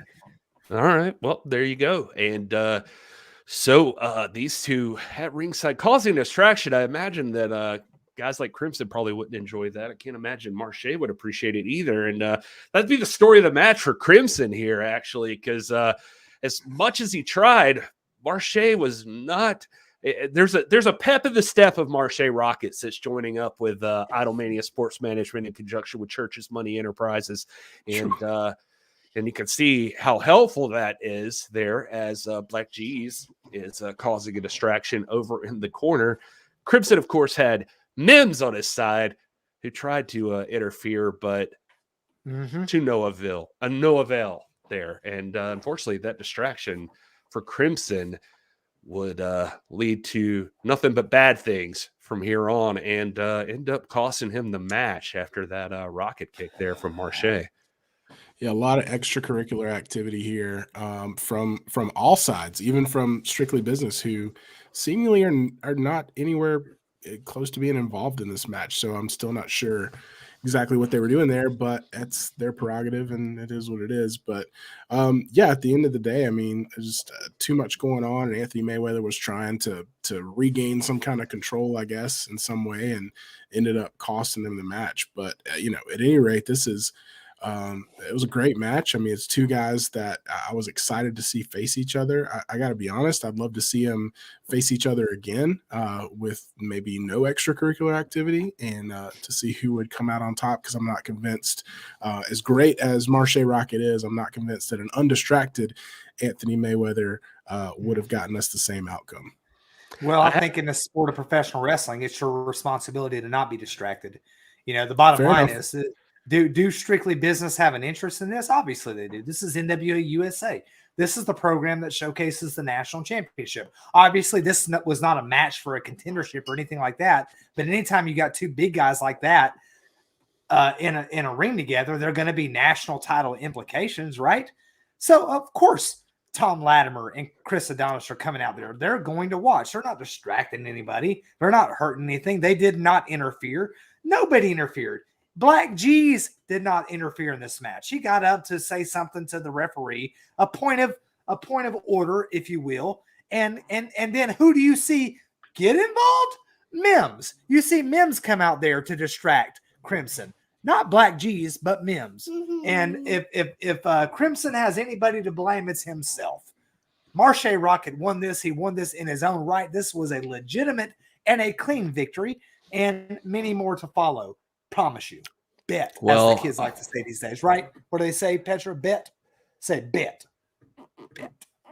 Yeah, I will agree with some of what you said. I mean, nobody technically touched anybody in this match, so there is that aspect of it. And I'm with you, Dizzy. I keep saying Crimson, and I think all of us do at some certain points, but it is Anthony Mayweather. I think Crimson's still there. It's like Anthony Crimson Mayweather, I'll say sometimes. But it's going to take a while. It's going to take a minute. Yeah, it's taken a minute for him too, I believe. Like, I mean, he's been going by Crimson for like 15 years or something. So yeah, but every now and again we'll slip up with the Chris Masters. You know what I mean? So you gotta allow a little latitude there. That's understood. Terry asking why Mims came out. Yeah, probably to offset the fact that Black G's was out there, and every time you were facing one of the members of Idolmania, you get usually the whole crew. So lucky for Crimson this time, it was just one. Man, that's just the thing, though, Gary. That's the thing. Like you say that, but point to me. When have you seen a member of Idol Management interfere? Like, tell me right now. Point to a time when you've seen a member of Idol Management. They don't interfere. Do they come out and cheer? Yes, what do you call standing on the ring apron and distracting the referee? Just curious. I think he was making a point of order. I think there was but something. That's not interfering in the matchup. That's what was the point? Right, you remember? What was the point of order? I don't know the point, and neither do y'all. So quit jumping to conclusions. That's the point. Did he interfere? No, he did not. You know, well, I think there were about another 3 or 4 minutes that happened in the course of that match. I think, and while I see where you're coming from, I just don't think, and this will go back to the conversation we had earlier. I can't think you can discount, even though wrestling is a very physical sport, you can't discount the mental aspect of professional wrestling. And there's mental gymnastics that get played whenever something like that happens. So yeah, maybe nobody laid a hand on anybody else, but a distraction in some cases can be more detrimental than putting your hands on somebody. Anthony Mayweather might have been in that part of the sport. That's the whole idea behind a cage match, right? It's like, oh, it's just me and you now. Ain't nobody come in, ain't nobody getting out. It's mind games. I'm not saying it's not part of the sport. I'm just giving you my take on in this particular situation. I think that was a factor. Will you just concede that Marche beat Mayweather clean in the middle of the ring?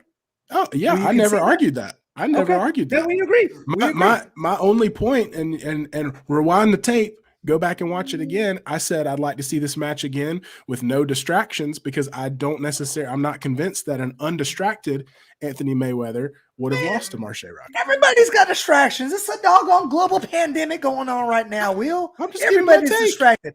I'm just giving my distracted. take. When I get behind the wheel, I'm distracted. I'm worried about stuff. Hey, man. But in my profession, if you need to talk, I go into my profession day in and day out. I know I'm the best in the world at what I do, but I know I go in with distractions, but I still do what I got to do and make that bank, make that 200K. All right. Well, I love it when you talk like you're like a gangster. Yeah, I want to. I am very much a gangster. First of all, Okay. Hey, listen. All right, well, I got nothing but respect. All the guys for at the educators. country club know that. Well, since we're running over a little bit, Doc's on a roll. Let's go ahead and jump into Doc's rankings for this week. Here we go. Have a little clip to show for jumping into Doc's rankings. We used to have power rankings, a little video. Well, for they that. cut But me now off of this that. is They but cut now us this off is from that. but now this is everything, right, Doc? This is Power and NWA USA. This is all It's Power and NWA USA, and this is not Yep, official beautiful. because they told me evidently if I say it's the NWA rankings, I'm getting like reprimanded or whatever. I can't figure out why, but they will not. They are very adamant that we let everyone know that Doc's opinion is not the opinion of the National Wrestling Alliance. Yeah. Yes, and it even says that up at front. It's up at the top of the show. We have that little disclaimer. That's mostly because of Doc. But anyway, we'll jump into the rankings and then we'll preview next week and we'll get out of here. So let's run through these really quick. The women's tag team rankings. Doc showing number 1, of course, the Hex.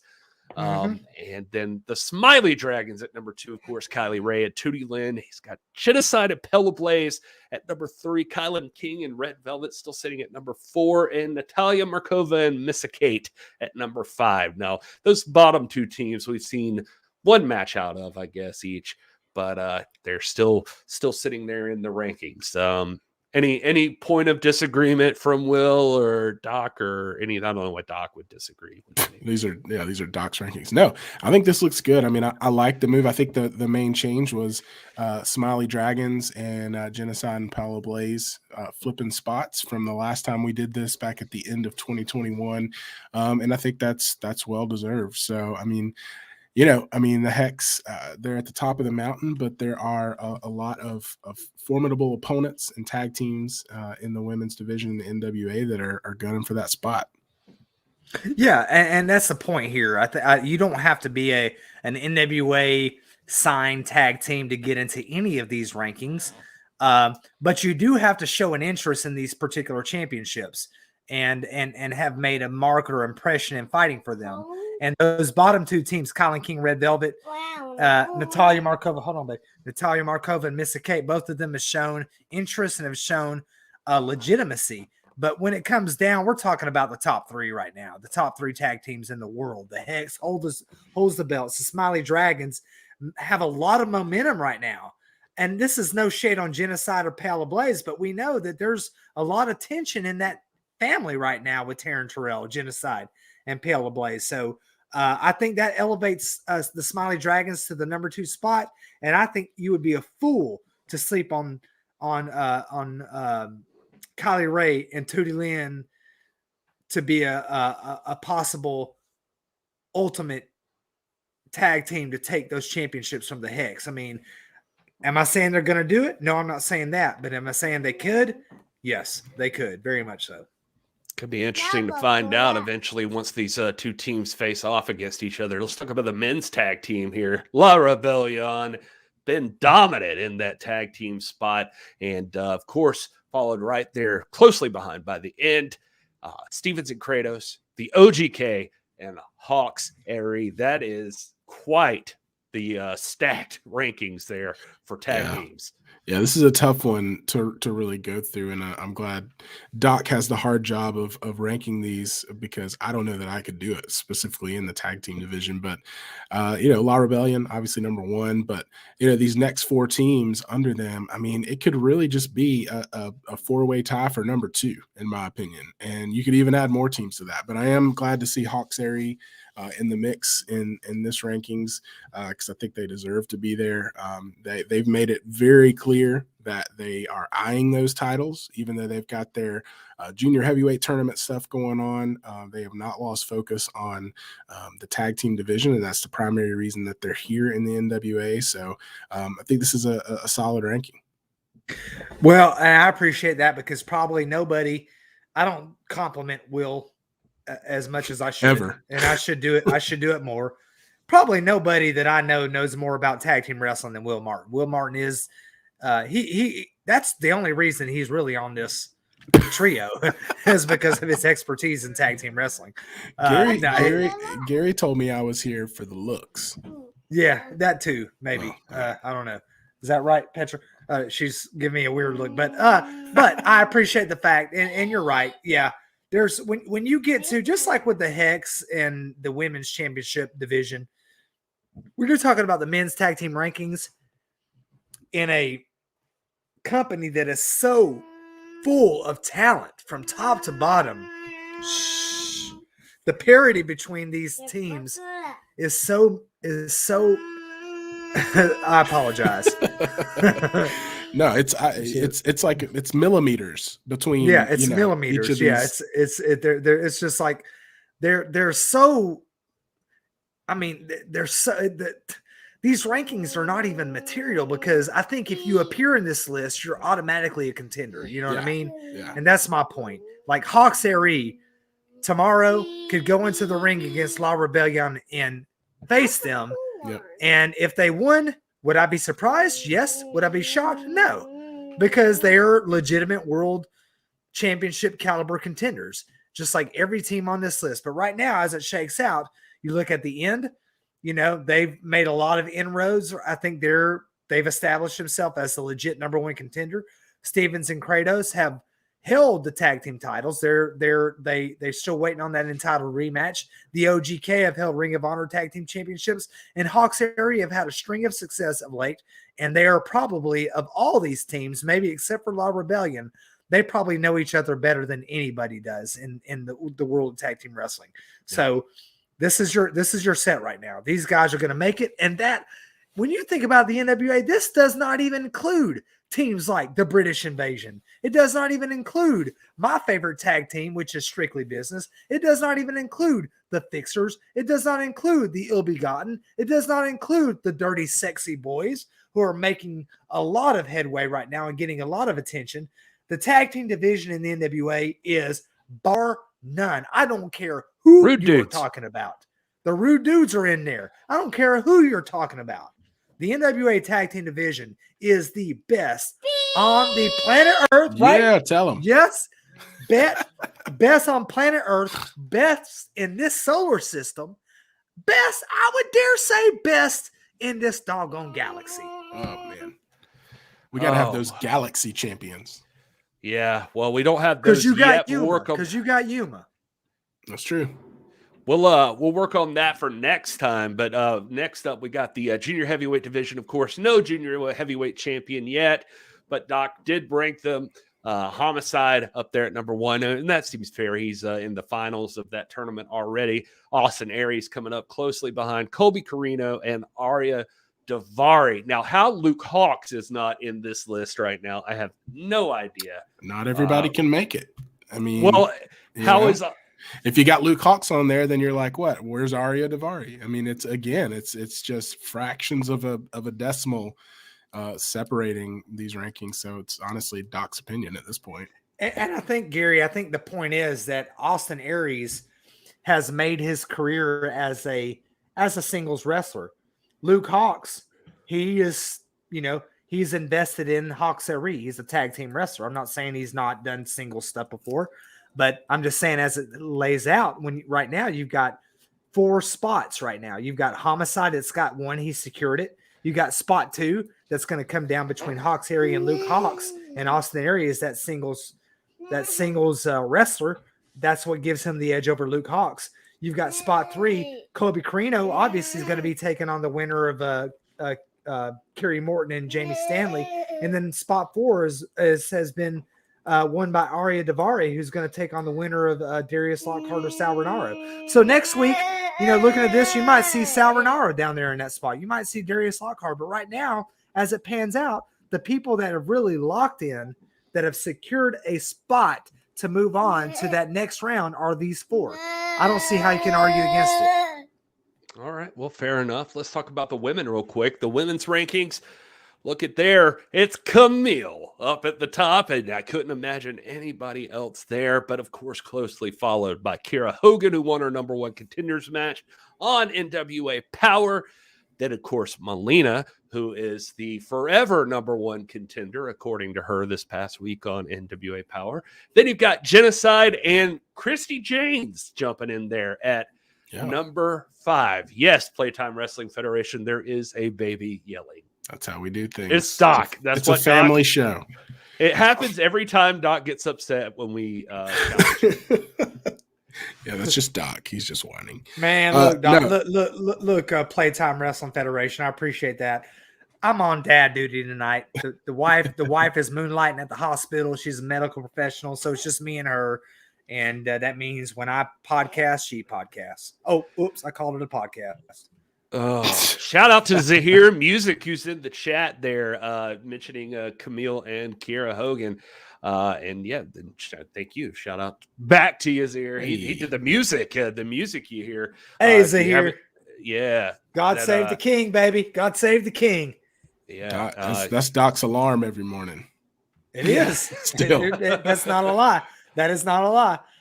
But no, this is, the only thing controversial about this, but we talked about it at length earlier, is the introduction of Christy Janes into this rankings.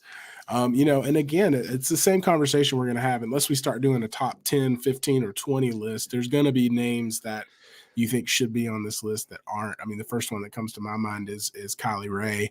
But, she's been really focused on the tag team stuff here lately with Tootie Lynn. So I understand that. But yeah, it's another great indicator of the NWA just consistently putting good new talent in front of us. Kenzie Page will be another name, I'd love to see on that list. But in light of the match we did see this past week on Powerrr, I mean, you can't discount Christy Janes and the level that she's at right now. And my rationale in this particular ranking, I'm glad you guys pointed this out, is that Kiera Hogan, Kiera Hogan, Genocide, and Christy Janes, all three deserve to be in this list. Because why? Because any one of them could have won that match to become number one contender. The other three that were left out, they're in this ranking. The reason Melina's in there is because she is a self-proclaimed number one contender, but she's gotten the attention of Camille. If it weren't for Melina, who would be in this list? Kenzie Page will be in this list. But Melina right now has the attention. She's been in that match, and there's some drama going on. I don't know what's going to amount to, but Kiera Hogan won that number one contenders match, so she's there. She earned that spot. Genocide and Christy Janes got there, and Kenzie. And what you might ask, why is Christy Janes in there, not Kenzie Page? I just felt on the basis of that match, Christy Janes doing that backwards, 360, 580 degree Scandinavian two-toe Gradunza arm bar backflip. Boy, that got my respect. It got my attention. And so I like her. I like her being in this list. And that's not any shade on Kenzie Page. You can flip any one of these people, and Kenzie Page should be in there. Melina is the one that's occupying that spot. Yeah, Patrick asked you, weird that Melina wants to be the number one contender in perpetuity. Does that mean she wants title match after title match until she wins? Yes, it does. That is exactly that's what I call the doggone Trevor Murdoch factor, the Trevor Murdoch effect. Oh, here we go. Here we go. Speaking of that, as we get to the men's rankings, how'd that work out for him? Oh, okay. Worked out pretty well for him. That did work out for him. It Trevor works Murdoch out. If you roll the dice long enough, eventually you're going to get that. You're going to catch the greatest on a bad day, which is exactly what happened at NWA 73. I talked to Nick Aldis that morning. He was 100. He was running like 103 degree temperature. He was distracted. He had a car accident. All this junk was going on. And, Trevor Murdoch caught the champ on his worst day, and it got in Nick's head. But those are your rankings right there. Let's talk about it. Yeah, Devin also pointing out Mickey James and Nani, by the way, mentioning Chelsea Green a lot. I think they're both going to talk to you after the show, Doc. No, they're in there. They're in there. Trevor Murdoch, then followed by at number 2, Chris Adonis as the national champion. He is, of course, the number 1 contender since he holds that title. Tyrus working his way up to the Lucky 7 contendership is the TV champion. Nick Aldis at number 4 since he is the he's the former champ, and he's due a rematch at any point if he wants to take advantage of that. I think the one that people are going to be curious about in this one at number 5 is Scion. Scion, says Doc. Scion, unfortunately, in a losing effort at Hard Times 2 for the TV title, and just lost a match against Jordan Clearwater and Marche Rocket on NWA Powerrr. And I guess he did win against Jedias technically by disqualification this week. And he on beat Powerrr. Mims. He beat the daylights out of Mims. He beat Mims into oblivion.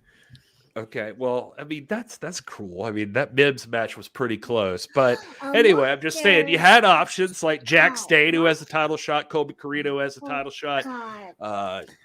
Let's see, who else am I missing there? But you got a lot of people. Well, and I just want to point out before I'm gonna let you say what you got to say, Will.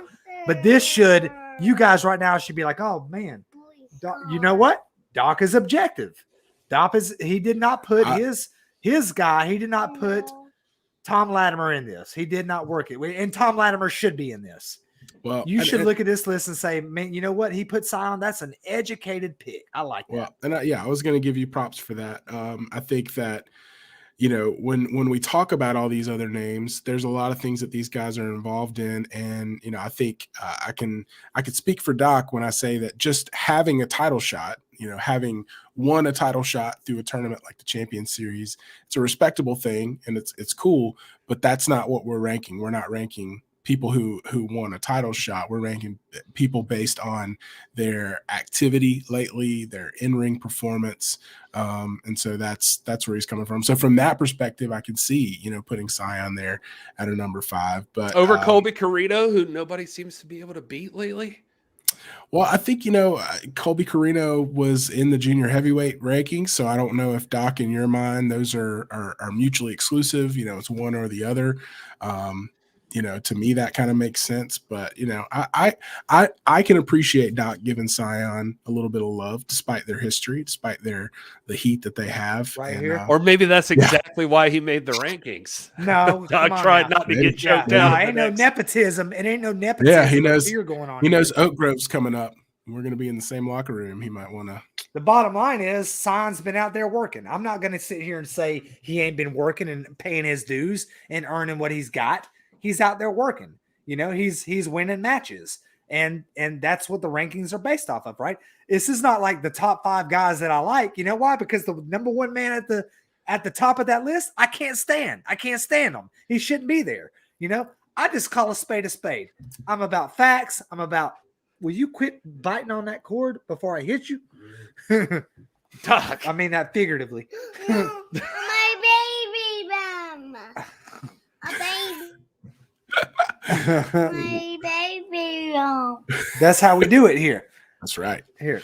No, I'm just saying. No, that is a list based off of facts and records and appearances. And listen, I only get 5. Y'all said I can name the champion and 4 contenders.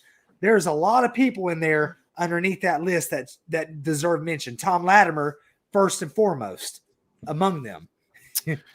Yeah, we might have to, specifically for the men's rankings, we might have to list the champions and then give you a top 5 besides the champions. That might be the way to start going. I think we talked about that, but the champions are naturally 1, 2, and 3. You got world champion, national champion, TV champion.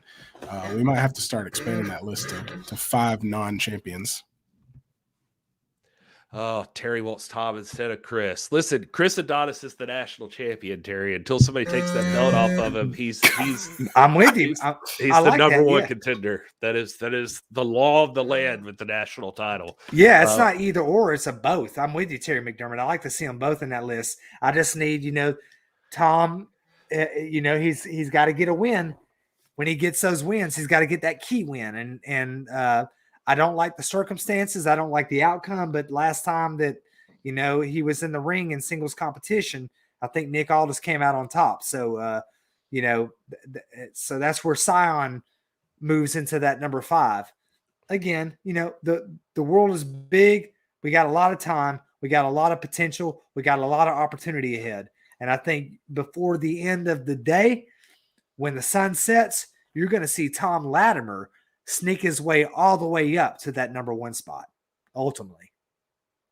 It's going to be interesting to see. Tom Latimer should focus himself up on the world or title picture, but unfortunately, as you've seen earlier here this evening, he's still out there challenging Nick Aldis. I'll work to see if I can find out what Nick thinks about that. I texted him while we were going through stuff, and I have not heard back. So it'll be interesting to see if Nick accepts that challenge for an I Quit match. If you haven't seen that, just fast forward to the beginning. Tom Latimer with us earlier, and definitely still out for blood with Nick Aldis. All right, well, let's quickly preview what's coming up tomorrow night. If you haven't already jumped on NWA All Access, you got to do that. It's $49.99 for a whole year, and you get all of these special shows like Oak Grove coming up. Yes, certified. We will be in Oak Grove. I know you will. You can get tickets at nwatix.com, but if you're not going to be there, you can still see it. And I'm sure that let's see. The question is, if one of the champs wasn't champ, would they still be in your top 5? Anyway, just sorry. I accidentally hit that, or Doc did. I don't know who did that. But anyway. All right. Well, let's jump into what I was talking about is NWA All Access. And NWA All Access is a great deal. You got to jump on that. And you can catch the first run of NWA Powerrr, which is important because tomorrow night, a brand new episode of NWA Powerrr debuts. And on that episode, you're going to be able to see some awesome matches and some awesome appearances like this one. Look at this. Taryn Terrell attempts to make peace with genocide and Pale the Blaze tomorrow. You in the rankings for the women's tag team title stock, you were talking about this very thing. There's been some issues. Can Taryn Terrell sort this out? And especially before Oak Grove, Kentucky, when she's got a title match against Camille. Yeah, I think if anything can sort it out, it's Taryn Terrell. She's got the charisma, the inspiration, and the leadership to bring these ladies to peace and to set them on the path to winning those women's world tag team championships. Speaking of the women's world title picture, Mae Valentine's going to be having a word with both Camille and Kiera Hogan. They've got a match upcoming, so it's going to be interesting to see what those two have to say to each other. Also, Dirty Sexy Boys are back in action again this week as they take on the Ill Begotten. Let's get weird. Yeah, we're going to be getting weird. I guarantee you we're going to get weird. This is a weird match, man. How about this? Melina's going to be in action, and who's she in action against? Maddie Rinkowski. That's going to be awesome. Going to be good to see Maddie showing up. I love Maddie Rinkowski. We've seen Maddie Rinkowski a bunch around the world. Gary and I have seen her in person in Austin, Texas with Mission Pro, and it's great to see her here in NWA Powerrr. I'm excited about this. That's going to be exciting. And also another huge match happening at this show. And that's going to be Allison Kay taking on Kylie Ray. You want to talk about a women's match? I'm excited to check out. That's going to be one right there that is for the books, right? That's a huge That's a main event. That should be a main event right there, man. Would be. Yeah, that's a good one. We're also going to hear, of course, from Mike Knox and Matt Cardona, or Cardonia, as Trevor Murdoch would say. And then a big match here as well, as Marsha Rocket and Jordan Clearwater are going to be teaming up to take on Hawks Airy. That's all tomorrow night at 6:05 on Fight TV. Of course, if you don't have NWA All Access already, you can check it out on Friday on YouTube for absolutely free, but I can't stress enough how much you should just get NWA All Access and join us live on Fight TV and check out this show. You can't ask for a better deal than what a great show, NWA man. I'm All gonna tell you, Gary, that tag team match that Idlemania Sports Management match against Hawks Harry, that is going to have implications in that top 5. There's going to be a shakeup. I promise you, unless Hawks Harry win, and then if they win, there's still going to be a shakeup because they'll probably move a couple spots ahead. Yep, I agree. All right, yeah, Devin, Church's Money versus Sun and Pops. So that's gonna be a lot of fun. All right, well, guys, we got to get out of here. We got stuff to do, and we know you do too. And you've been sticking with us for so long. This is a long show, and thank you so much for being here. We appreciate each and every one of you for hanging out on a Monday night, just talking NWA, kicking off the week. Tomorrow night, NWA Powerrr. Friday, NWA Powerrr on YouTube. Saturday, NWA USA. I know we're going to get the Darius Lockhart versus Sal Renaro match on USA. So this is going to be a lot of fun. It's going to be a big week. We're going to find out a lot of stuff, and we'll follow up and catch you back here next Monday. Maybe at 6:05. We made it 6:30 this time. I guess we'll let you know. But all right. Anyway, thanks for everybody for joining us. You see our handles there. You can find us online anywhere. At TIPW Show is our podcast handle on all the social medias. And we look forward to talking to you soon. Until then, everybody, you guys enjoy your gravy cake. Gravy cake, right?